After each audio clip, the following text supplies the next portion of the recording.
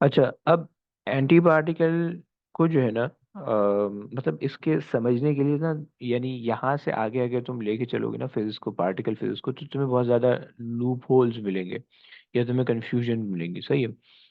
तो फिलहाल हमें उस कंफ्यूजन में नहीं पड़ना है, राइट। तो हम जो है ना उनको रट्टा लगा लेते हैं। सही है। मतलब अब अगर आप ये पूछोगे भाई एंटी पार्टिकल कहाँ से आ रहे हैं, क्यों बन रहे हैं, ब्ला ब्ला ब्ला, तो वो फिर ना आपको सॉर्ट ऑफ कंफ्यूज करेगी, राइट, थोड़ा सा। और वो कंफ्यूजन बढ़ती जाएगी, और उस कंफ्यूजन का चूंकि अभी आपके लेवल पे कोई तो काम है ही नहीं, सही है, तो इसलिए उन कंफ्यूजन का कोई फायदा नहीं है। सही है।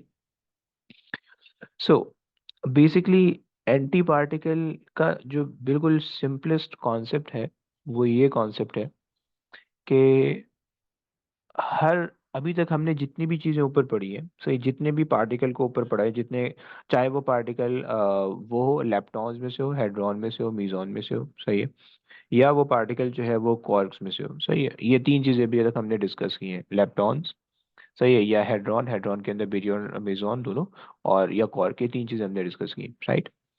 सो इन तीनों में से कोई भी पार्टिकल होगा, उसका एक ऑपोजिट पार्टिकल भी एग्जिस्ट करता है, जिसको हम एंटी पार्टिकल कहते हैं। सही है। सो एंटी पार्टिकल के अंदर सीन ये होता है कि उसका सेम मास होता है, सही है, लेकिन ऑपोजिट इलेक्ट्रिकल एंड मैग्नेटिक, या इलेक्ट्रिक एंड मैग्नेटिक प्रॉपर्टीज होती हैं। सही है। So same mass as of particle,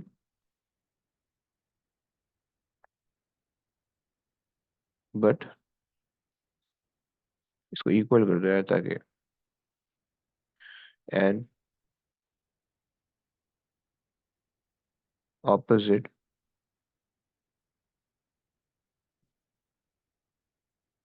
electric and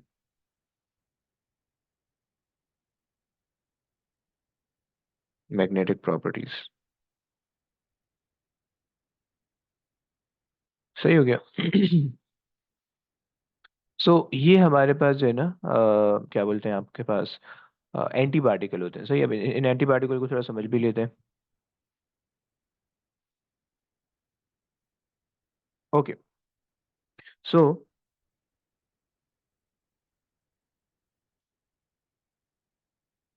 अगर मेरे पास एक इलेक्ट्रॉन है, सही है, सही है, सो तुम्हें पता है उस इलेक्ट्रॉन का चार्ज है -1 का, सही है, और उसका मास है 9.1, या चार्ज में एग्जैक्टली चलो -1 ही ले लेते हैं, या -E ले लेते हैं। सही है। अब ई तुम्हें पता है एलिमेंट्री चार्ज होता है, और उसका चार्ज जो है, मास जो है वो 9.11 एक्सपोनेंट -31, सही है, केजीज। सही है। ऑन दी अदर हैंड, इसका जो एंटी पार्टिकल होगा, जिसको हम एंटी इलेक्ट्रॉन भी कहते हैं, एंटी इलेक्ट्रॉन, और इसका एक और नाम भी है, इसको हम पॉजिट्रॉन भी कहते हैं। सही है। तो उसका जो चार्ज होगा वो ऑपोजिट होने वाला है, और उसका जो मास होगा वो सेम होने वाला है। सही है। हमने ऊपर दूसरी चीज लिखी है कि उसकी मैग्नेटिक प्रॉपर्टीज भी ऑपोजिट होंगी, लेकिन मैग्नेटिक प्रॉपर्टीज का भी हमें कोई काम नहीं है। सही है। मैग्नेटिक प्रॉपर्टीज के पीछे मैं नहीं पढ़ रहा हूँ। सही है। सो ये हमारे पास एक प्रोटॉन और एक उसका एंटी प्रोटॉन हो गया। सही है। और इसी तरीके से हमारे पास एक अदद इलेक्ट्रॉन का बताया। सही है। अब एक अदद प्रोटॉन है। तुम्हें पता है कि प्रोटॉन तुम्हारे पास क्या है, आ, उसके ऊपर +E का चार्ज है, एलिमेंट्री चार्ज है, राइट, और उसका जो मास है वो है प्लस, सॉरी, प्लस नहीं, वो 1.666 एक्सपोनेंट -27 केजीज, राइट। सो अब इसका जो एंटी प्रोटॉन होने वाला है, एंटी प्रोटॉन, एंटी, इसका कोई ऐसा नाम नहीं है, जिस तरह से इलेक्ट्रॉन के एंटी प्रोटॉन को पॉजिट्रॉन कह रहे हैं, इसका कोई, इसका एंटी प्रोटॉन ही है। सही है। तो इसका चार्ज है -E का, और इसके उसका भी मास जो है वो सेम है, राइट।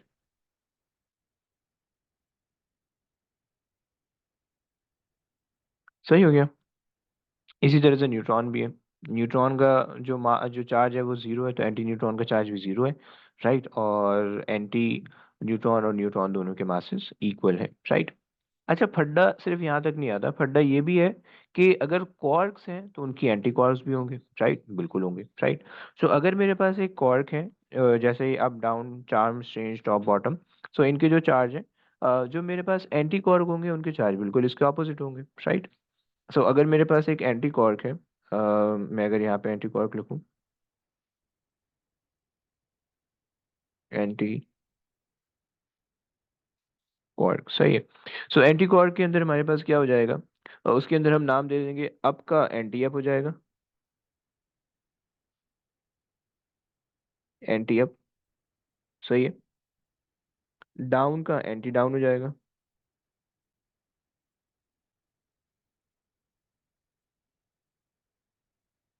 एंटी डाउन, सही है। चार्म का एंटी चार्म हो जाएगा, सही है। स्ट्रेंज का एंटी स्ट्रेंज हो जाएगा, सही है। टॉप का एंटी टॉप हो जाएगा, और बॉटम का एंटी बॉटम हो जाएगा, सही है।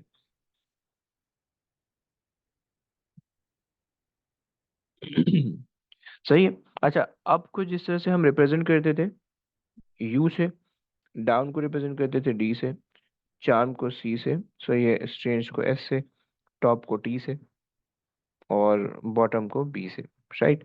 इसी तरह से जो एंटी अप को हम रिप्रेजेंट करेंगे, सो अप और उसके ऊपर छोटा सा हेड, सही है। तो जितने भी एंटी पार्टिकल होने वाले हैं उनके ऊपर आपको छोटा सा हेड दिख रहा होगा, राइट। सो डाउन को आप, ये हो गया एंटी डाउन, सही है। चार्म एंटी चार्म, सही है। स्ट्रेंज एंटी स्ट्रेंज, सही है। टॉप एंटी टॉप, सही है। And bottom anti bottom, right. And anti up और अप के जो मासेस हैं वो सेम है, बहुत नेग्लिजिबल मास होता है लेकिन होता है, और वो सेम होता है, राइट। लेकिन चार्जेस डिफरेंट होते हैं, सही है। सो इनके जो चार्जेस होंगे वो आप सिर्फ नेगेटिव लगा दो, सही है। सो -2/3, सही है। और -1/3 +1/3, राइट। -2/3 +1/3, सही है। And -2/3 +1/3, right. So this is the only difference that we have, right. अब अगर एक प्रोटॉन है और वो दो अप और एक डाउन से मिलके बन रहा है, तो एक एंटी प्रोटॉन जो होगा वो दो एंटी अप और एक एंटी डाउन से मिलके बनेगा। जरा करके देखते हैं ऐसा हो भी रहा है कि नहीं हो रहा, सही है। हमें पता है कि एक प्रोटॉन जो है, हमने कल देखा था कि एक प्रोटॉन अप अप और डाउन से मिलके बन रहा था, और उसकी वजह से चार्ज इसका बन रहा था +1 का, राइट। अगर हमारे पास एक एंटी प्रोटॉन है, तो क्या वो एंटी अप और एंटी डाउन से मिलके बनेगा, और क्या उसका चार्ज -1 आएगा कि नहीं आएगा? क्योंकि जाहिर बात है एंटी प्रोटॉन है तो चार्ज ऑपोजिट होगा, मास सेम होगा, सही है। So anti up was 2/3, this is also 2/3, and this is 1/3, right. सो -2/3 -2/3 -4/3 +1/3 3/3 और 1 हो जाएगा, राइट, माइनस का, सही हो गया। और इसी तरह से न्यूट्रॉन की कहानी भी है, सही हो गया। तो बच्चों तुम लोग को एंटी पार्टिकल या एंटी मैटर की कहानी समझ में आई? Yes sir. परफेक्ट। अच्छा जी। सो यहाँ तक तो हमारे पास पार्टिकल और एंटी पार्टिकल हो गया, सही है। अच्छा, ये भी जरूरी नहीं है। अच्छा, हमने जैसे बोला कि पार्टिकल और एंटी पार्टिकल के लिए हमारे पास पार्टिकल एक अलग चीज होनी चाहिए, एंटी पार्टिकल एक अलग चीज होनी चाहिए, राइट। यहाँ तक तो बात सही है। लेकिन कभी कभार ऐसे भी हो जाता है कि कुछ पार्टिकल के एंटी पार्टिकल सेम ही होते हैं, सही है। जिस जैसे फोटोन है, तो फोटोन के साथ कोई एंटी फोटोन नहीं होता, बल्कि फोटोन का जो एंटी पार्टिकल होता है वो भी फोटोन ही होता है, सही। तो वो आप लोग जब ए लेवल्स के अंदर आओगे तो मैं इंशाल्लाह वो बताऊंगा। एक एक चीज होती है पेट स्कैनिंग के नाम से, सही है। तो उसके अंदर जो है ना हम ये काम देख रहे होते हैं, सही है। सो अच्छा जी, यहाँ तक हमारे पास जो है ना एक चीज़ हो गई। अब हमारे पास दूसरी चीज़ बाकी छोटी सी, उसको कंप्लीट करते हैं, हमारा ये चैप्टर कंप्लीट हो जाएगा। और वो है रेडियो एक्टिव डिकेज, राइट। अच्छा जी, देखो ये चैप्टर आज होने लगा है खत्म, रेडियो एक्टिव, और शायद आज ही इसकी क्वेश्चन भी निपटा लें हम, सही है। रेडियो एक्टिव डिके, सही है। रेडियो एक्टिव डिके के अंदर हमारे पास होता है अल्फा डिके,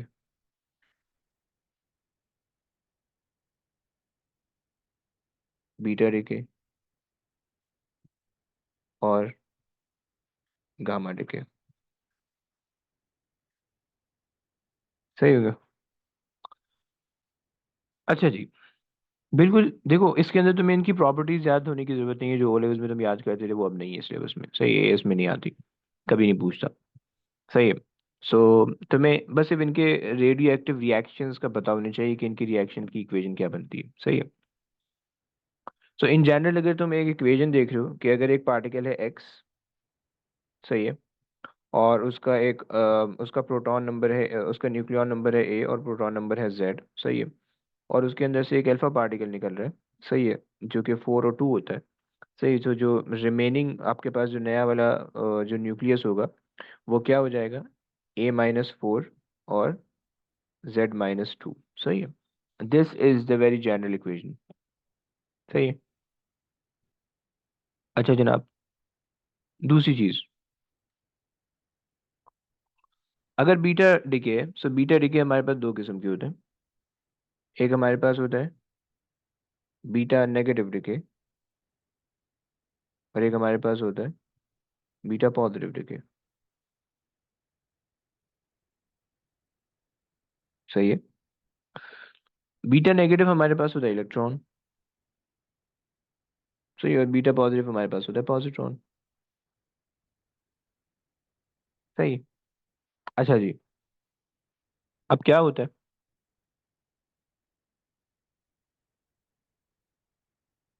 हमारे पास,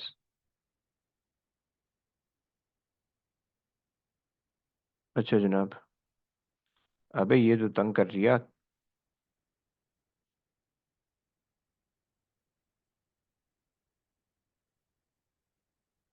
okay. So beta negative decay जो हमारे पास होता है, उसके अंदर अगर लेट्स से हमारे पास एक पार्टिकल है एक्स, सही है, और उसका प्रोटॉन नंबर और न्यूक्लियॉन नंबर और प्रोटॉन नंबर ये है, सही है, और उसके अंदर से एक बीटा नेगेटिव डिके हो रहा है, 0-1। सही है। सो ये देखो, ये ए लेवल्स के अंदर भी आएगा थोड़ा बहुत। सही है। सो वो हमारे पास अरे बाप रे। सो ये हमारे पास आ जाएगा जेड। सही है। अब देखो क्या हुआ कि जब बीटा डिके होता है ना, तो उसके अंदर क्या होता है कि एक प्रोटॉन, सॉरी गलत हो गया, एक न्यूट्रॉन डिके होता है, एक प्रोटॉन बनाता है, सही, और एक इलेक्ट्रॉन बनाता है। सही है। और साथ में एक एंटी न्यूट्रिनो निकालता है। राइट। सो जब तुम इसकी इक्वेशन बनाओगे तो तुम्हारे पास यहाँ पे एक अदद प्रोटॉन का इजाफा हो रहा है। सही है। सो जो भी आपके पास जेड होगा उसके अंदर +1 हो जाएगा। राइट।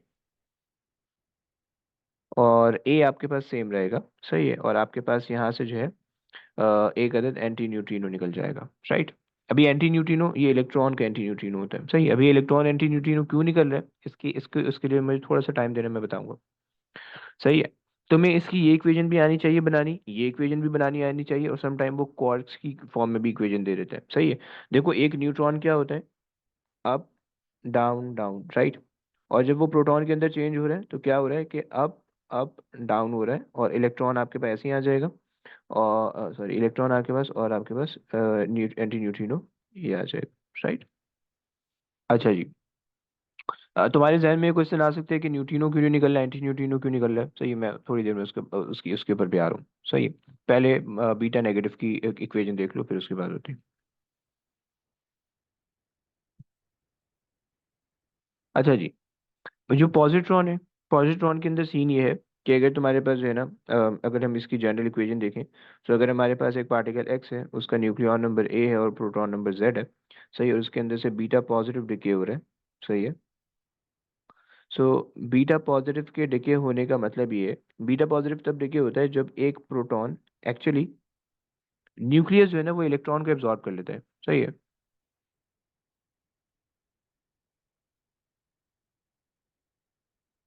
तो जब न्यूक्लियस एक इलेक्ट्रॉन को एब्जॉर्ब कर रहा है, तो एक प्रोटॉन जो है वो फिर जो है ना वो एक न्यूट्रॉन के अंदर कन्वर्ट होता है। सो न्यूट्रॉन, और वो जो है ना एक अदद बीटा पॉजिटिव इमिट करता है। सही है। और साथ में वो न्यूट्रिनो निकालता है, एंटी न्यूट्रिनो न्यूट्रिनो निकालता है। सही है। प्रोटॉन तुम्हें पता है कि तुम्हारे पास जो है ना, अप अप डाउन के अंदर होता है, और न्यूट्रॉन तुम्हारे पास होता है up down down plus and neutrino. सही है। तुम अगर इसको ऐसे भी लिखने चाहो, इसकी सिंप्लीफाइड इक्वेशन ऐसे भी हो सकती है। तुम यहाँ पे बेसिकली एक अप जो है वो एक डाउन के अंदर कन्वर्ट हो रहा है, राइट। बाकी तो एक अप और एक डाउन ऐसे सेम ही है, राइट। तो ये हो सकता है, और यहाँ पे एक डाउन जो है वो एक अप के अंदर कन्वर्ट हो रहा है। सही है। बाकी सारी चीज़ें सेम है, राइट। सो ये हमारे पास इनकी जनरलाइज इक्वेशन है। सही है। सो जरा बच्चों मुझे यहाँ तक भी बताओ कि यहाँ तक तुम्हें सारी चीज़ें समझ में आई हैं? किसी भी बच्चे को इसमें कोई मसला, any problem? Yes. Sir, can you like go over it one more time? Okay okay, आ जाओ तुम, आ जाओ तुम। ओके। और कोई? देखो तुम लोग को ज्यादातर इसमें मसला होगा कि ये क्यों निकल रहा है, कब निकल रहा है, वो मैं बताता हूँ। ये थोड़ी सी अजीब अजीब सी चीजें दिमाग में नहीं जा रही होंगी, मैं 3-4 दफा रिपीट करता हुआ चलूंगा ताकि ये दिमाग में बैठती जाए। अच्छा जी। देखो हमने बात की, दोबारा सुनना। देखो हमने बात की कि रेडियो एक्टिव डिके हमारे पास होते हैं तीन टाइप के। सही है। Alpha beta gamma decay. सही है। अल्फा डिके तो बहुत सिंपल सा है, तुम लोग बचपन से पढ़ते हुए आ रहे हो, अभी तक वही है। सही है। कि एक पार्टिकल जो है, एक एक न्यूक्लियस, अगर तुम्हारे पास लेट से यूरेनियम का अगर हम एक न्यूक्लियस ले लें, सो 2 35 92। सही है। सो अब हमारे पास क्या होगा कि अगर वो अल्फा डिके हो रहा है, सो क्या करेगा, एक अल्फा पार्टिकल निकालेगा। सही है। और एक रिजल्टिंग न्यूक्लियस बनेगा, उसके अंदर यहाँ नीचे से दो कम होंगे, ऊपर से चार कम हो जाएंगे। सही है। सो 231 बन जाएगा। सही है। ये जो भी न्यूक्लियस बनेगा वो आप पीरियोडिक टेबल से देख सकते हो। सही। ये हमारे पास अल्फा डिके की कहानी हो गई। बीटा डिके हमारे पास दो टाइप के होते हैं, बीटा पॉजिटिव वाला होता है और बीटा नेगेटिव डिके होता है। सही है। बीटा पॉजिटिव डिके का सीन कुछ इस तरह से होता है कि हमारे पास जो है एक रेडियो एक्टिव आइसोटोप जो है, जब वो उसके अंदर का एक न्यूट्रॉन ब्रेक होता है प्रोटॉन के अंदर और इलेक्ट्रॉन के अंदर, राइट। रेडियो एक्टिव आइसोटोप का के अंदर जो न्यूक्लियस है उसके अंदर एक प्रोटॉन ब्रेक हो रहा है न्यूट्रॉन और इलेक्ट्रॉन के अंदर। न्यूट्रॉन रह जाता है न्यूक्लियस के अंदर, जिसकी वजह से मास नंबर में जिसकी वजह से प्रोटॉन नंबर में 1+ हो जाता है। सही है। और इलेक्ट्रॉन बाहर निकल जाता है in the form of beta negative, right. और साथ में एक अदद एंटी न्यूट्रिनो निकाल जाता है। सही है। वो क्यों निकलता है वो बता रहा हूँ थोड़ी देर में। सही है। तुम्हें पता है कि न्यूट्रॉन जो है उसकी अगर क्वार्क इक्वेशन बनाओगे क्वार्क की फॉर्म में, तो अप अप डाउन होता है, प्रोटॉन अप डाउन डाउन, अब सॉरी, न्यूट्रॉन जो है वो अप डाउन डाउन होता है और प्रोटॉन अप अप डाउन होता है। सही है। तो तुमने जो है ना प्रोटॉन की जगह प्रोटॉन की क्वार्क लिख दिया, न्यूट्रॉन की जगह न्यूट्रॉन की क्वार्क लिख दिया, और बाकी पूरी इक्वेशन तुम्हारी सेम रहेगी, right. Similarly beta negative decay जो है तुम्हारे पास क्या होगा, ना बीटा पॉजिटिव डिके तुम्हारे पास क्या होगा कि रेडियो एक्टिव न्यूक्लियस होगा, उसके अंदर से बीटा पॉजिटिव इमिट होगा। जब बीटा पॉजिटिव इमिट होने का मतलब है कि एक प्रोटॉन क्या कर रहा है, वो एक पॉजिट्रॉन के साथ कंबाइन होकर न्यूट्रॉन बना रहा है, या आप कह लो कि एक प्रोटॉन जो है वो एक इलेक्ट्रॉन के साथ कंबाइन होकर एक न्यूट्रॉन बना रहा है एंड इमिटिंग पॉजिट्रॉन, राइट। तो जब हमारे पास न्यूट्रॉन एक बन रहा है, ज्यादा हो रहा है, तो हमारे पास जो न्यूक्लियॉन नंबर होगा वो तो सेम होगा, और ये जो हमारे पास होगा वो एक कम हो जाएगा, राइट। क्योंकि एक न्यूट्रॉन जो है, एक प्रोटॉन जो है वो न्यूट्रॉन में कन्वर्ट हो गया है। सही है। प्लस हमारे पास न्यूट्रिनो आ जाएगा, राइट। क्लियर हुआ यहाँ तक? कोई मसला? अंग्रेजी लिखूँ इसकी, वर्डिंग में लिख दूँ याद रहने के लिए, या सही है, काफी है? Yes.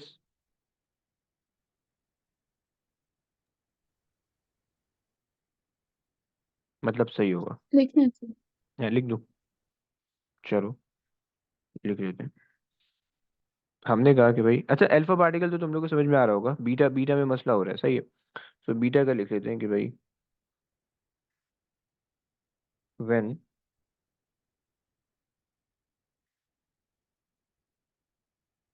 Neutron in a nucleus of radio active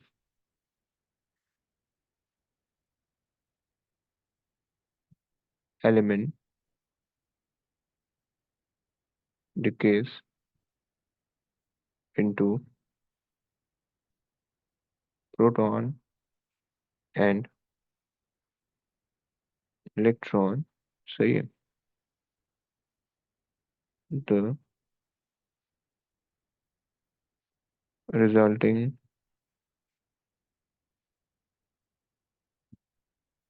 proton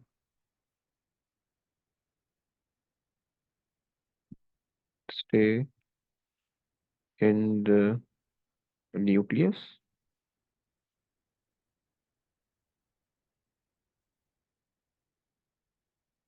and increase the proton number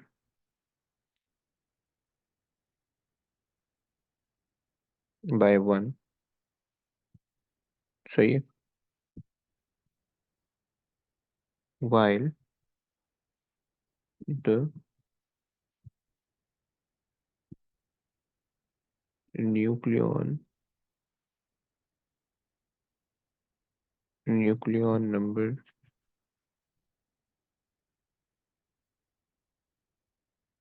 remain unchanged. सही है. अच्छा, और and electron is emitted, सही है, as beta particle.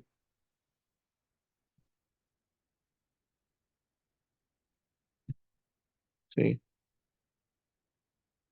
Along with electron anti neutrino. सही हो गया. ये हमारे पास पूरी कहानी है. इसी को कॉपी पेस्ट करते हैं और इसके अंदर ना कुछ वर्ड चेंज कर देंगे. Copy and paste. सही है.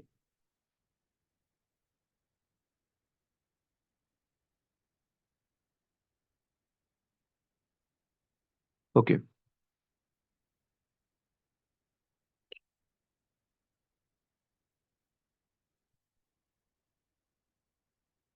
तो यहाँ पे हमने क्या कि न्यूट्रॉन के बजाय हमने कर दिया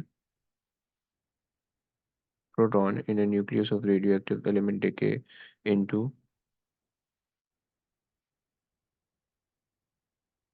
neutron and positron. सही है. The resulting neutron stays in the nucleus and in uh,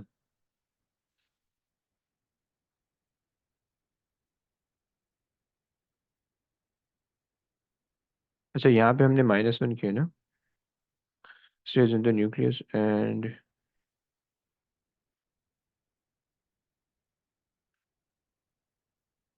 decrease the proton number by 1 while the nucleon number remain unchanged and the electron is emitted, electron के बजाय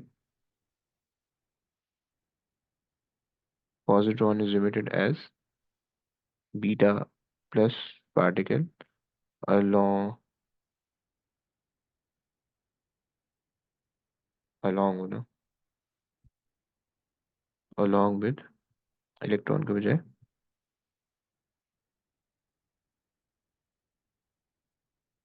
electron neutrino.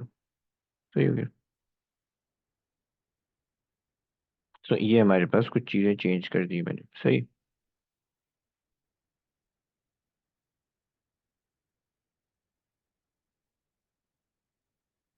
सही हो गया. सो ये हमारे पास पूरी कहानी है इसकी. राइट. अच्छा, गामा डिके समझ लो. गामा डिके की कोई इतनी ज़्यादा कहानी नहीं है. देखो, होता ये है कि जब भी ना अल्फा बीटा डिके होता है ना, तो उसकी वजह से जो रिजल्टिंग न्यूक्लियस है, यानी जो ये वाले न्यूक्लियस है, सही है, जो ये जो न्यूक्लियस बन रहा है या ये जो न्यूक्लियस बन रहा है या ये जो रिजल्टिंग न्यूक्लियस बन रहा है, ये जो है ना एक्साइटेड स्टेट में होते हैं. सही है. ये अपने हाई एनर्जी लेवल पे होते हैं. राइट. तो वो हाई एनर्जी लेवल से लोअर एनर्जी लेवल पे आते हैं और वो कुछ एनर्जी इमिट करते हैं. सही है. बस वो हमारे पास गामा रेडिएशन की फॉर्म में निकलती है. सही है. सो ये हमारे पास जो है ना गामा डिके के अंदर बस सिर्फ इतना होता है, सही है, बस सिर्फ इतना। ये भी एक्सप्लेनेशन नहीं पूछता, लेकिन एक्सप्लेनेशन इसकी ये होती है, राइट। सो हम इसको अगर लिखें,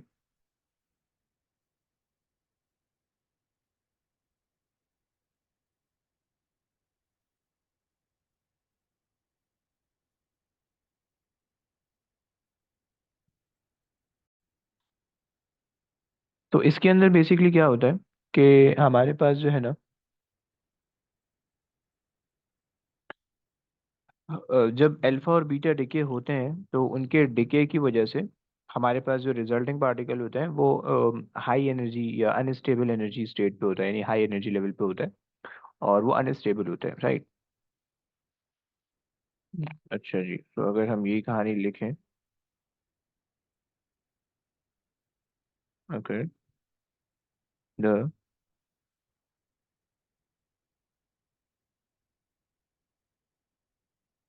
resulting particle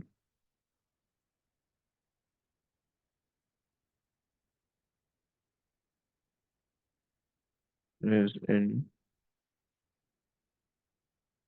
high and unstable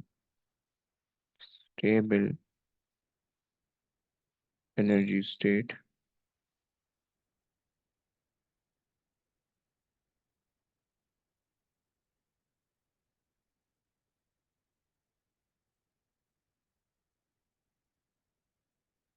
so it emit gamma radiation,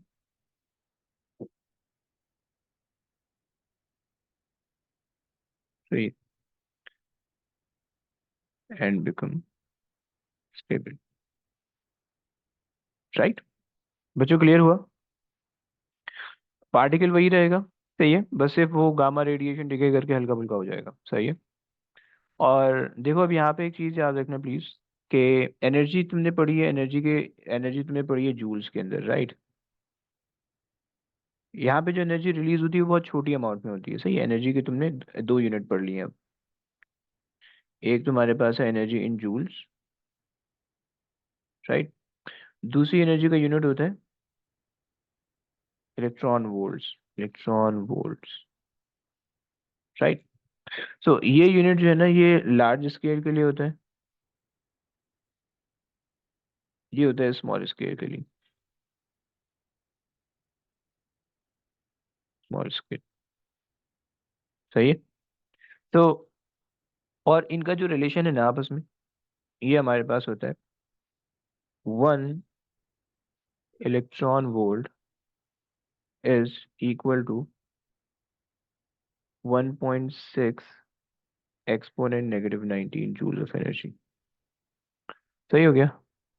तो ये कहानी है, सही, ये इनका रिलेशन है। अगर सम टाइम वो मेगा इलेक्ट्रॉन वोल्ट में दे देता है, so 1 mega electron volt is equal to 1.6 exponent -13 joules of energy, right. So ये जो है ना, इनके कन्वर्जन फैक्टर्स है, सही है। तुम्हारे पास अगर जूल्स हैं, तुम अगर जूल से तुमने इलेक्ट्रॉन वोल्ट में जाना है तो तुम सिर्फ सिंपल क्रॉस मल्टीप्लिकेशन करोगे, और तुम जूल से इलेक्ट्रॉन वोल्ट में पहुंच जाओगे, इलेक्ट्रॉन वोल्ट से जूल में पहुंच जाओगे, राइट। सो ये हमारे पास जो है ना कुछ चीजें थी जो कि हमने याद रखनी है, सही है। अच्छा, इसके बाद ये जो रेडियो एक्टिव डिके होते हैं, जो न्यूक्लियर रिएक्शन होते हैं, ये हमारे पास जो है ना, इनके,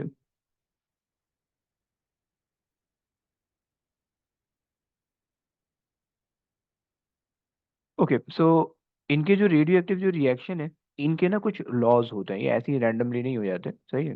बल्कि ये जो रेडियो एक्टिव रिएक्शन होते हैं ना, इनके कुछ 6 रूल्स होते हैं, ऑल्दो उसमें से कोई भी हमारे सिलेबस में नहीं, लेकिन आपको पता होना चाहिए, उससे ना थोड़ी सी जिंदगी आसान हो जाती है। थोड़ा सा मैं बता देता हूँ, सही है। तो laws of conversation, sorry, conservation, सही, to be hold in decays, right. जो ये जो लॉ है ना, यानी ये लॉ ऑफ कंजर्वेशन है, ये हमेशा ऑब्जर्व होंगे जब ये रिएक्शंस होंगे, राइट। अगर इनमें से कोई ऑब्जर्व नहीं होगा तो इसका मतलब है, यानी नहीं हो रहा तो इसका मतलब है वो रेडियो एक्टिव डिके गलत है, मतलब अगर थ्योरेटिकली आप बात करो तो वो गलत है, सही। सबसे पहली चीज, law of conservation of momentum, अच्छा कंजर्वेशन ऑफ मोमेंटम लिखते हैं।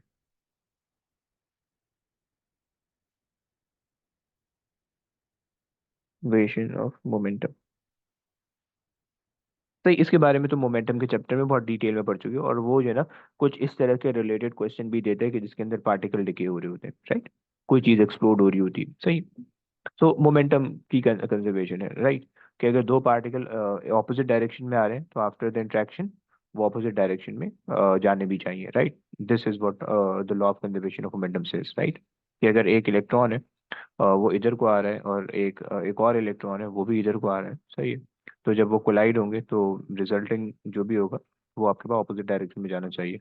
और समटाइम ऐसा होता है कि एक इलेक्ट्रॉन के साथ एक पॉजिट्रॉन वो ऑपोजिट डायरेक्शन में आते हैं और टकरा जाते हैं, तो वो कन्वर्ट हो जाता है एनर्जी के अंदर, सही है। तो अगर इस तरह से होता है कि जब आपके पास एक पार्टिकल और एक एंटी पार्टिकल, सही है, जब इंटरेक्ट करते हैं, सही है, सही है, तो उनके इंटरेक्शन की वजह से एनर्जी जनरेट हो जाती है, सही है। सो दे गिव ऑफ एनर्जी, सही है। और वो एनर्जी किस फॉर्म में कन्वर्ट होती है, वो गामा रे फोटोन के अंदर, सही है। सो अगर एक पार्टिकल और एक एंटी पार्टिकल ऑपोजिट डायरेक्शन में मूव कर रहे हैं और जब वो कोलाइड करेंगे, so they eventually converted into two gamma ray photon travel in the opposite direction, right. और तुम्हें पता है कि गामा रे फोटॉन्स जो होते हैं वो बेसिकली फोटॉन्स हैं, उनका पार्टिकल और एंटी पार्टिकल एक ही जैसा होता है, सो इस वजह से वो दोनों ऑपोजिट डायरेक्शन में मूव करते हैं, राइट। और इस प्रोसेस को हम बेसिकली एनाइलेशन कहते हैं, right? लेकिन ये इतना डिटेल में नहीं है, मैं सिर्फ थोड़ा थोड़ा बता रहा हूँ ताकि थोड़ा बहुत ना जहन में रहे। ज्यादा बताने का मकसद ये कम जहन में रहे, अगर कम बताऊंगा तो कुछ भी जहन में नहीं रहेगा, सही है। तो खैर, तो फर्स्ट थिंग फर्स्ट के law of conservation of momentum hold होगा। Second thing, conservation of charge hold होगी,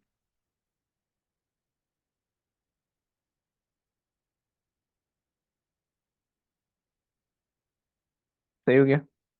चार्ज रिएक्शन के अंदर कंजर्व रहने चाहिए। अगर पहले रिएक्शन से पहले 1 प्लस का चार्ज था, रिएक्शन के बाद भी 1 प्लस होना चाहिए। रिएक्शन से पहले 2 प्लस का था, रिएक्शन के बाद भी 2 प्लस होना चाहिए। रिएक्शन से पहले 0 था, रिएक्शन के बाद भी 0 होना चाहिए, राइट।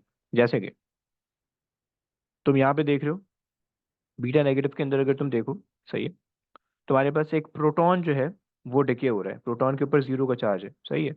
सो रिजल्टिंग क्या हो रहा है, सॉरी उल्टा बोल दिया, एक न्यूट्रॉन डिके हो रहा है और न्यूट्रॉन के ऊपर 0 का चार्ज है, राइट। बीटा नेगेटिव डिके के अंदर प्लीज गौर करना कि तुम्हारे पास एक न्यूट्रॉन है, उस न्यूट्रॉन के ऊपर 0 का चार्ज है, राइट। और वो न्यूट्रॉन डिके होकर क्या बना रहा है, प्रोटॉन बना रहे हैं, उस पर प्लस का चार्ज है, और इलेक्ट्रॉन बना रहे हैं, उस पर माइनस का चार्ज है। तो तुम देख रहे हो रिएक्टर और प्रोडक्ट साइड दोनों पे सेम चार्जेस आ रहे हैं, 0 0 के, राइट। तो बैलेंस हो रही है equation, right. So law of conservation of charge इस तरह से होल्ड होना चाहिए। यहाँ पे भी इसी तरह से कि यहाँ पे आपके पास एक पॉजिटिव चार्ज है, प्रोटॉन है, न्यूट्रॉन आपके पास न्यूट्रल है, और वहां पे भी एक पॉजिटिव चार्ज है, पॉजिट्रॉन, राइट। तो इस वजह से पॉजिट्रॉन निकल रहा है। अब यहाँ पे अगर तुम इलेक्ट्रॉन निकाल दोगे तो law of conservation of charge टूट जाएगा, उस वजह से ये इक्वेशन बैलेंस नहीं हो पाएगी। बाज बच्चे कहते हैं कि सर रट्टा लगाना मुश्किल है, तो रट्टा लगाना अगर मुश्किल है तो इस तरह से याद रख लो कि चार्जेस जो है ना इक्वेशन के राइट साइड और लेफ्ट साइड पे इक्वल होने चाहिए। तुमने काउंट करके देख लेना है कि दोनों पे अनइक्वल चार्जेस नहीं आ रहे, सही है। तो इस तरह से तुम इसको याद रख सकते हो, सही है। अच्छा जी, law of conservation of charge आपका होगा, सही है। तीसरी चीज, हमारे पास एक होते हैं baryon number,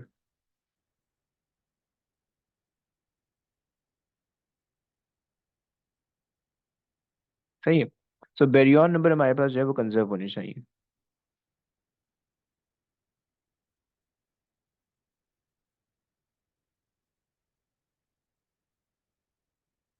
conservation of baryon number, सही। बेरियन नंबर क्या होता है, जितने भी बेरियॉन्स हैं उन सब का बेरियन नंबर है +1, और जितने भी एंटी बेरियॉन्स हैं उन सब का बेरियन नंबर है -1। दिस इज वेरी सिंपल, सही है। इसमें कोई होशियारी नहीं करनी है, कोई कोई रॉकेट साइंस नहीं है, सही है। अ, जितने भी बेरियॉन्स हैं वो सारे उनका बेरियन नंबर है +1 का। जितने भी एंटी बेरियन है, एंटी बैरियन, उनका बैरियन नंबर है -1 का, राइट। तो बैरियन नंबर होल्ड होनी चाहिए, सही है। अच्छा, अब अगर इसको यहाँ पे अप्लाई करें, न्यूट्रॉन है, न्यूट्रॉन पे चार्ज जीरो होता है, लेकिन बैरियन नंबर न्यूट्रॉन का जीरो नहीं होता। न्यूट्रॉन इटसेल्फ एक बैरियन है, और उस पे प्लस, उसका जो बैरियन नंबर है वो +1 का है, राइट। और प्रोटॉन भी एक बैरियन है, और उस पे भी बैरियन नंबर +1 का है। तो तुम देख पा रहे हो कि बैरियन इधर भी और उधर भी बराबर है, राइट। समझ पा रहे हो बच्चों, समझ पा रहे हो? तुम लोग को आ रहा है, जहन में घुस रहा है कुछ? यस, कुछ हाँ ना बोलो जी। प्लीज। ओके, लड़कों प्लीज, तुम लोग को भी आ रहे हैं, कासिम, अब्दुल्ला? सर आ रहा है। परफेक्ट, सही है। ओके, सो इसके अंदर तुम्हारे पास क्या है, बैरियन नंबर जितने भी होंगे, जितने भी बैरियन है, प्रोटॉन है, न्यूट्रॉन, अभी तुम्हारे सिलेबस में प्रोटॉन न्यूट्रॉन ही है, सही। इसके अलावा अगर कोई पार्टिकल देगा तो वो बता देगा तुम्हें, सही। सो प्रोटॉन न्यूट्रॉन दोनों बैरियन हैं, तो अगर इक्वेशन के इस तरफ बैरियन जितने हैं, उस तरफ भी बैरियन उतने आने चाहिए, ताकि वो बैरियन नंबर बैलेंस हो, सही। अच्छा, चौथी चीज तुम्हारे पास है, लेप्टॉन नंबर बैलेंस होने चाहिए। कंजर्वेशन ऑफ लेप्टॉन, इसके अंदर भी सिंपल सिनेरियो है कि तुम्हारे पास जो है लेप्टॉन नंबर, जितने भी इलेक्ट्रॉन्स हैं, तो ये उनका इलेक्ट्रॉन नंबर होगा +1 का। और जितने भी एंटी इलेक्ट्रॉन हैं, उनका इलेक्ट्रॉन नंबर होगा -1 का।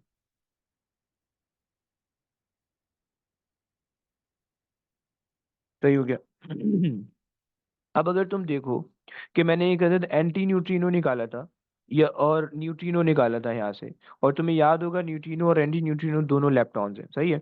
अब इस इक्वेशन के अंदर हमें लेप्टॉन नंबर को भी बैलेंस करना है, सही है। Electron has 1+ of lepton number, baryon anti neutrino has -1 का लेप्टॉन नंबर। तो दोनों कैंसिल आउट होकर जीरो हो रहे हैं, क्योंकि इक्वेशन के लेफ्ट साइड पे कोई लेप्टॉन नंबर नहीं है, राइट साइड पे भी जीरो लेप्टॉन नंबर आना चाहिए, right.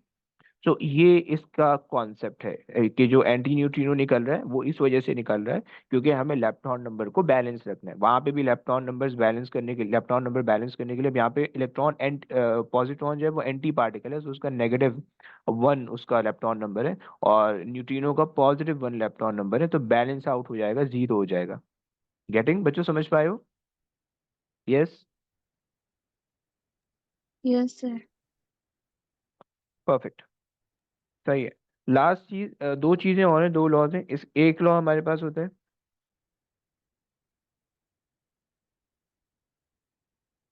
Conservation of mass energy, सही है।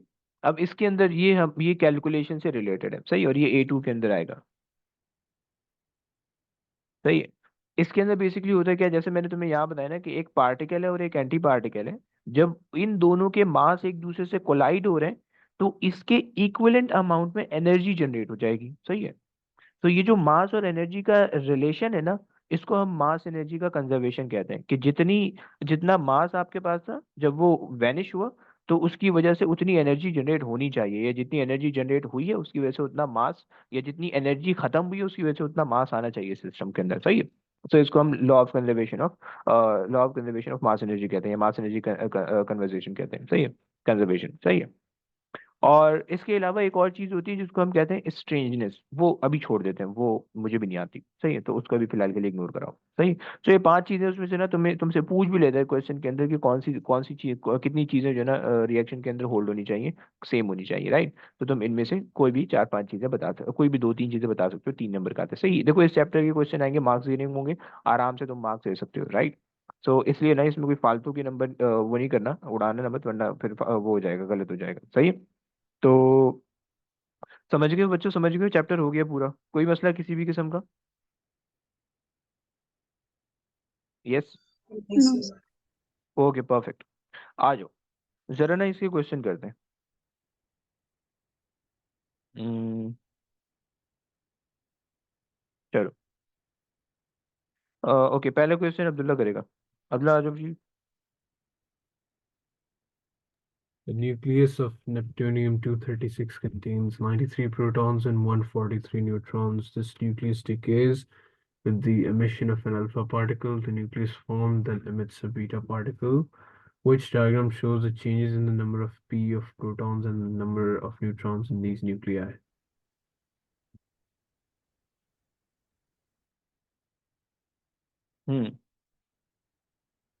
क्वेश्चन समझ में आया? जी सर, आ गया। ओके,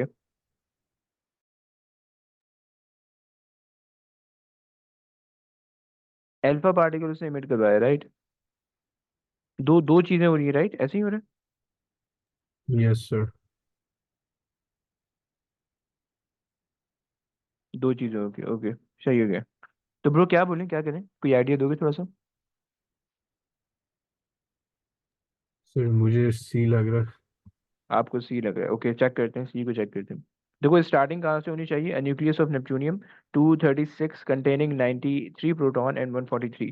तो क्या ये 93 प्रोटॉन तो कर रहा है, 143 न्यूट्रॉन भी कर रहा है, ओके, सही है। This nucleus decay with the emission of alpha particle. Alpha particle का मतलब है दो यहाँ से कम होने, दो ऊपर से कम होने, सही है।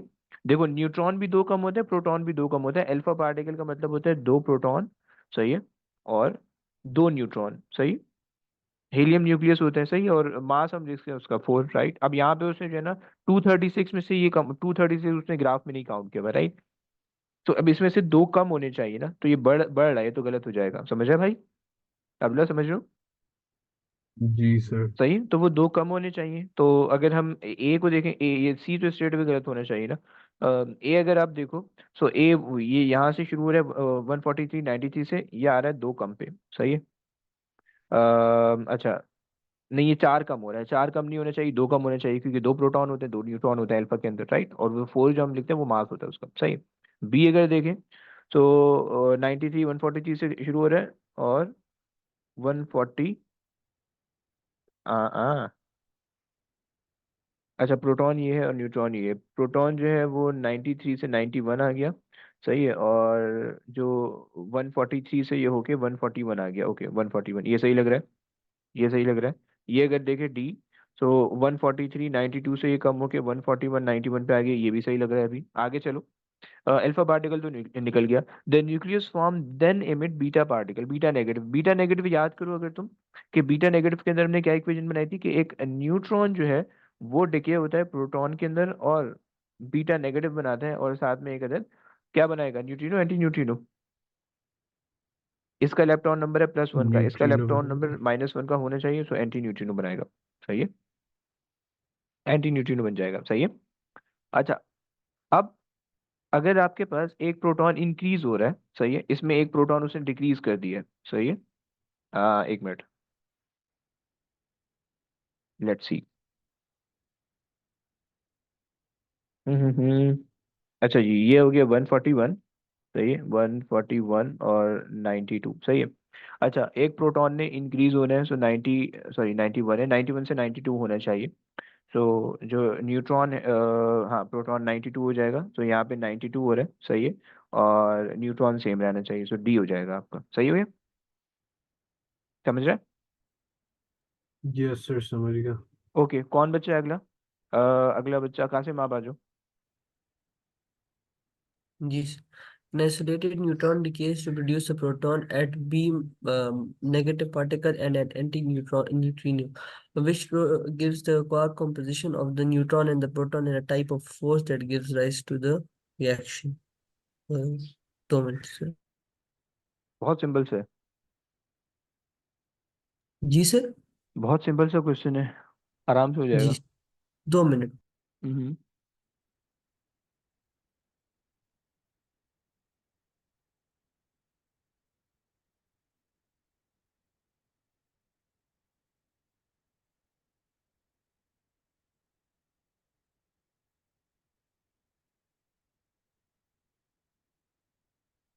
यस, कहाँ फंस गया भाई? सर इसका ए वो या बी होगा? देखो, प्रोटॉन न्यूट्रॉन याद करो ना, न्यूट्रॉन हमारे पास up down up down down, सही है, न्यूट्रॉन सही है, न्यूट्रॉन ये भी सही है, proton up down up up, सही है, ये भी सही है। देखो हमने कहा था कि जो हमारे पास ये अल्फा बीटा डिकेज होते हैं वो सारे वीक इंट्रैक्शन फोर्स की वजह से होते हैं, स्ट्रॉन्ग की वजह से नहीं होते। स्ट्रॉन्ग की वजह से तो न्यूक्लियस होल्ड होके रहता था, राइट? जी समझ रहे हो? तो ये कहानी है। ओके, कौन बच्चा है? अच्छा अगला कर लेगी राबिया, कर लेगी Rabia. Which elementary particle is a lepton? C. C, okay electron. Quark जो है वो फंडामेंटल पार्टिकल होता है, सही है, उसको हम लेप्टॉन नहीं कहते हैं, सही है। अच्छा जनाब,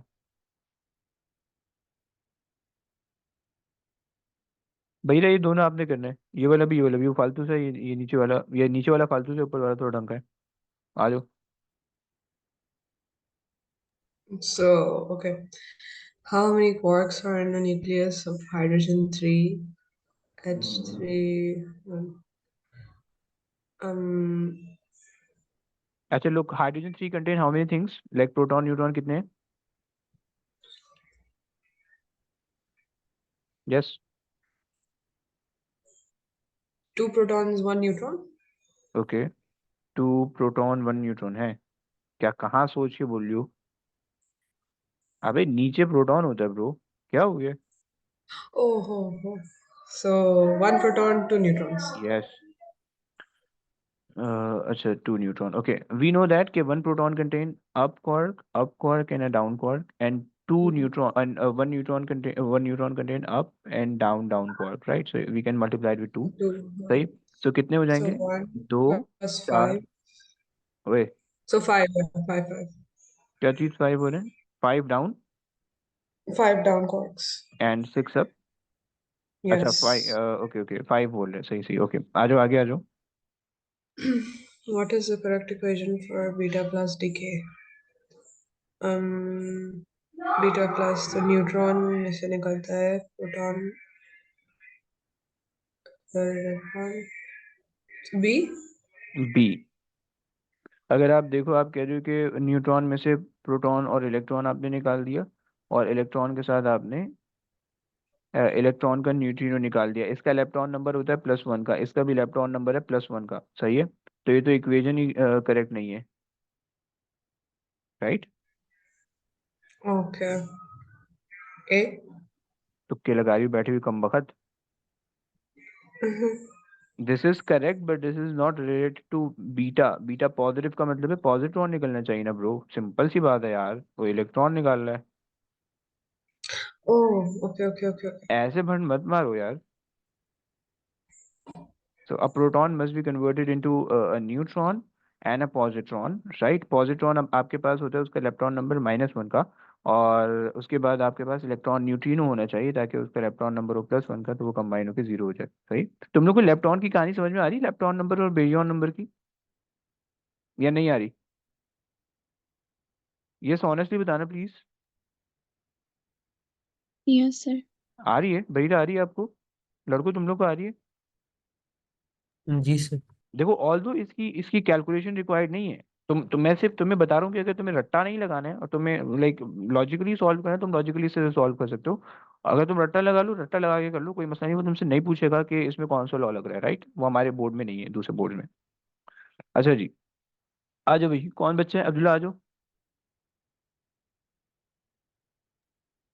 In the alpha particle scattering experiment, a beam of alpha particles is aimed at a thin gold foil. Most of the alpha particles go straight through or deflected by small angle. A very small proportion are deflected through more than 90 degrees, effectively rebounding towards the source of the alpha particles.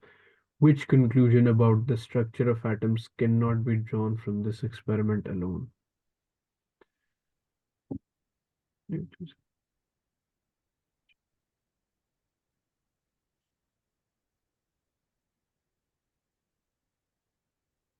Sir, A, most of the atom is empty space. क्यों बे? उसने Sir, बोला ना, deflect हो रहा है ना sir? This is also नहीं ना ब्रो पॉसिबल है। देखो ना, उसने कहा alpha particle aimed at the thin, most of the alpha particle goes straight. तो अगर स्ट्रेट जा रहे हैं तो इसका मतलब है कि there must be an empty state, इसी एम्प्टी स्पेस, इसी वजह से तो वो स्ट्रेट जा रहे हैं, राइट? समझा?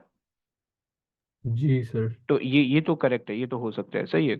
और are deflected by small angle, right? Small angle का मतलब है कोई ना कोई चार्ज है जो कि उनको डिफ्लेक्ट कर रहा है, तो ये भी हो सकता है, right? Most of the mass of the atom concentrated in the nucleus, उससे हमें ये वो हमें इससे पता चल रहा है कि वेरी स्मॉल प्रोपोर्शन जो है वो 90 डिग्री से ज़्यादा डिफ्लेक्ट हो रहे हैं। ये नहीं हो सकता, हमें प्रोटॉन न्यूट्रॉन की प्रेजेंस नहीं पता चल सकती बिकॉज वो अनचार्ज है, उसके लिए हमें कुछ और करना पड़ेगा, राइट? गेटिंग? जी सर। अच्छा आ जाओ, क्या नाम है, Qasim, Qasim quick.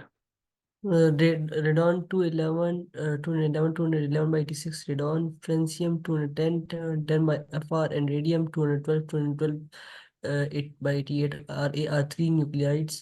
How many neutrons each nuclide have in its nucleus? So 2 minute मुझे कैलकुलेट करना। अच्छा मुझे बताओ क्या करोगे, पहले मुझे बता दो, मुझे बता दो क्या करोगे। सर प्रोटॉन नंबर को न्यूक्लियन नंबर से माइनस करना। सही है, ओके ओके, हो गया, छोड़ो छोड़ो, फालतू है, टाइम ज़ाया नहीं करो इसमें। आ जाओ Rabia. The neutron is composed of one up quark and two down quarks. When the neutron decays to a proton, there is a beta emission. What is the change in the quark structure of the neutron due to the beta emission?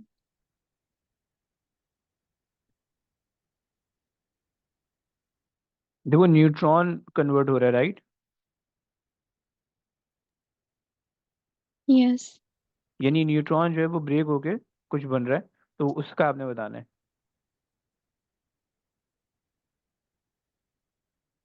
Neutron होता था up down down, और उससे proton बनेगा, सो B.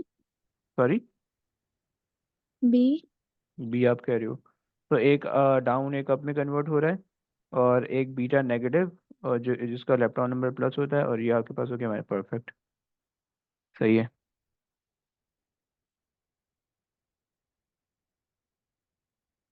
हम्म, अब देखो इस तरह के क्वेश्चन आएंगे कि जिसके अंदर तुम्हें काउंट करना है। बरीरा ने पहली दफा पढ़ी, पता नहीं कितना सिंपल सा भंड मारा है कि हाउ मेनी कॉर्क्स आर देयर, तो तुम्हारे पास है 17 प्रोटॉन। सही है, और 37 में से 17 माइनस करोगे तो 20 न्यूट्रॉन आ जाएंगे, राइट? तुम्हें पता है कि एक प्रोटॉन के अंदर अप अप डाउन है, और एक न्यूट्रॉन के अंदर अप डाउन डाउन है, राइट? तुमने उसको 20 से मल्टीप्लाई किया, इसको 17 से मल्टीप्लाई किया, राइट? और तुम्हारे पास ये काम हो जाएगा, राइट? एडिशन करके लिख देना। अब देखो इसके अंदर बहुत सिंपल से क्वेश्चन आ रहे हैं, मैं इसमें टाइम नहीं ज़ाया करना चाह रहा हूँ। सही, जनरलाइज इक्वेशन से पूछी हुई है, तुम कर लोगे, बोलो। इसको फर्दर कैसे सॉल्व करेंगे जो आपने ऊपर किए? इसको कर लेते हैं। देखो यहाँ तक समझ में आया? जी सर। ओके, सो अगर तुम 17 को, अच्छा मैं इसको इस तरह से लिख सकता हूँ कि इसके अंदर 2 अप है और 1 डाउन है, राइट? यस। सही है, तो इसका मतलब है 17 टू ज़ा 34। सो प्रोटॉन की वजह से 34 अप आ रहे हैं, और प्रोटॉन की वजह से 17 डाउन आ रहे हैं। ऐसा ही हुआ? कासिम समझा? जी सर। सही है, और जब हमारे पास ये 20 आया, तो जब मैं इस 20 को मैं ऐसे भी लिख सकता हूँ कि ये एक अप है और 2 डाउन है, राइट? तो 20 अप आ रहे हैं, सही है, प्लस और कॉमा डाल दो, प्लस नहीं लगाओ, एंड 20 इंटू 2 40, 40 डाउन आ रहे हैं, राइट? कासिम भाई क्लियर? Yes sir. सही है, तो अप को अप के साथ ऐड कर दो, तो 34 44 54, सो 54 अप आ गए, और डाउन को डाउन के साथ ऐड कर दो, 40 50 57, 57 डाउन आ गए, राइट? जी समझ आया। ऐसा है, कोई आंसर आंसर भी है? एक मिनट देख लो। अप को और हमने निकाले जी आ रहा 54, और डाउन हमारे बी आ रहा है, सही है। इनका डी आ रहा है, डी, लेकिन मुझे लग रहा है गलत होगा। सही है, वो देख लेना, या अगर मैंने कोई कैलकुलेशन में गलती की होगी तो उसको देख लेना प्लीज। सही है, अच्छा जी, कैल सिंपल सी एडिशन सब्ट्रैक्शन करनी, वो तुम लोग से हो जाएगी। सही,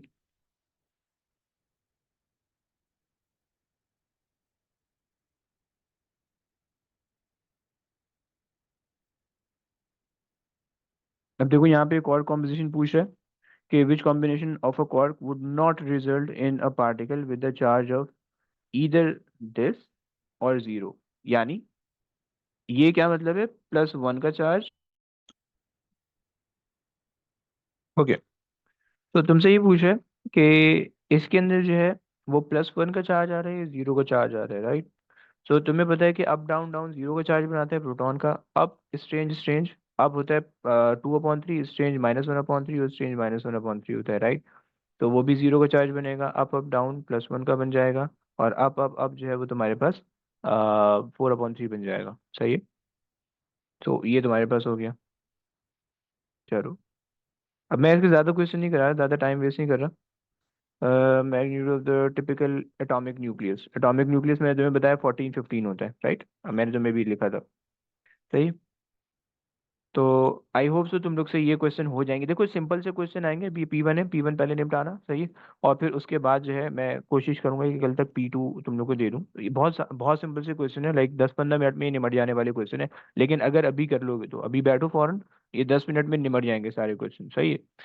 सारे क्वेश्चन तकरीबन रिपीटेशन है। सही है। तो आराम से ये देख लो। ये जो अभी क्वेश्चन तुम्हें दिख रहा है 39 वाला, ये वाला, इसके अंदर कहा हुआ है कि a hadron has a charge of -1 and is composed of 3 quarks. What could be the quark composition of that hadron, right? So अब तुम, उसने एक अप क्वार्क दिया हुआ और एक स्ट्रेंज क्वार्क दिया हुआ है। सही। अप क्वार्क का तुम्हें चार्ज पता है 2/3 होता है, और प्लस में स्ट्रेंज होता है -1/3, राइट? अब तुम्हें -1 बनाना है, सो एक अप होना चाहिए, 2 स्ट्रेंज होने चाहिए, राइट? एक अप 2 स्ट्रेंज, राइट?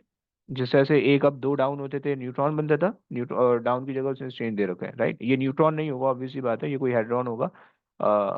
तो उसका कोई भी चार्ज हो सकता है, कोई भी नाम हो सकता है, राइट? ए क्यों दे रहा है भाई?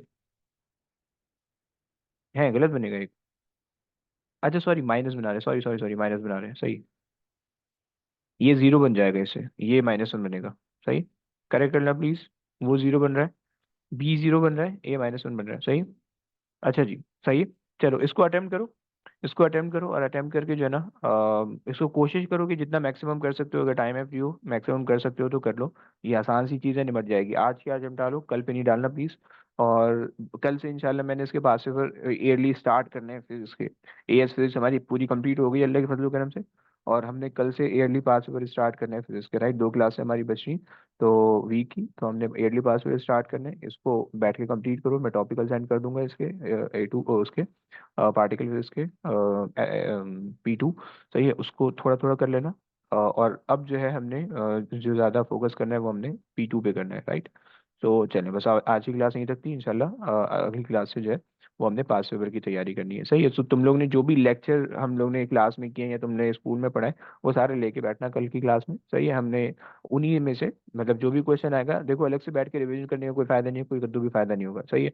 जो भी रिवीजन होगा, मतलब जो भी चीज़ें तुमने अपने पास लिखी हैं ड्यूरिंग द लेक्चर, जब भी टीचर पढ़ा रहे हैं, चाहे मैं पढ़ा रहा हूँ, जो भी स्कूल वाले टीचर पढ़ा रहे हैं, वो लेके बैठना प्लीज़। हाँ, अगर तुम नहीं लिखते तो फिर तुम्हारी कम वक्ती बर्बादी है, और तुम जो है ना फिर अपने आप को बर्बाद समझोगे। तुमने, अगर तुमने यहाँ की क्लास का नहीं लिखा या स्कूल की क्लास का नहीं लिखा या दोनों की नहीं लिखा, तो फिर तुम समझो कि तुम बर्बाद हो रहे हो। सही है। क्योंकि देखो जो चीज़ तुम्हें समझ में आती है वो बहुत मैटर करती है, तो जो टीचर समझा रहा होता है उसमें से जितना तुम्हें समझ में आता है वो लिखा करो। सही है। और खैर अब तो सब हो गया कंप्लीट। तो अब बैठ के जो है कल से हमने पासवर्ड इसके स्टार्ट करने हैं, तो पासवर्ड करने के तरीके भी हम लोग डिस्कस कर लेंगे। और फिर उसके बाद जो है कल से जो है ना CIs की हमने तैयारी स्टार्ट करनी है। सही हो गया। तो चलें, बस अब आज की कहानी इतनी थी। इंशाल्लाह कल आप लोग से मिलते हैं। ओके। चलें। Okay guys, take care. अल्लाह अल्लाह हाफिज़, अल्लाह हाफिज़।